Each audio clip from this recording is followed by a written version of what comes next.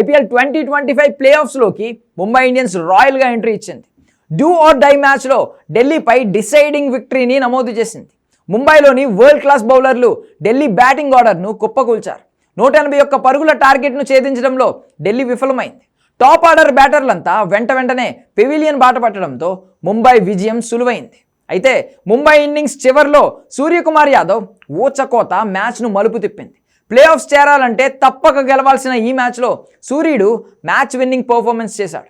యువ బ్యాటర్ నమన్ ధీర్తో కలిసి 12 బంతుల్లో మ్యాచ్ స్వరూపాన్ని మార్చేశాడు. ఈ మ్యాచ్లో ముందుగా బ్యాటింగ్ చేసిన ముంబై ఇండియన్స్ ఢిల్లీ బౌలర్ల ధాటికి వరుస విరామాల్లో వికెట్లు కోల్పోయింది.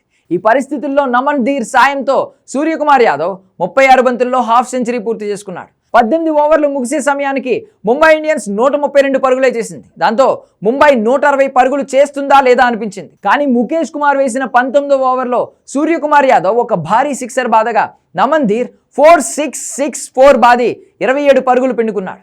దుష్మంత్ చమీరా వేసిన ఆఖరి ఓవర్లో సూర్యకుమార్ యాదవ్ 2 4లు 2 6లు బాది 21 పరుగులు రాబట్టాడు. 12 బంతుల్లో సూర్య నమన్ ధీర్ కలిపి 5 సిక్సర్లు 4 4లతో సహా 48 పరుగులు బాధేశారు. దీంతో ఈ మ్యాచ్ స్వరూపమే మారిపోయింది. 160 పరుగులు చేస్తుందా అని అనుకున్న ముంబై ఇండియన్స్ 180 పరుగులు చేసింది.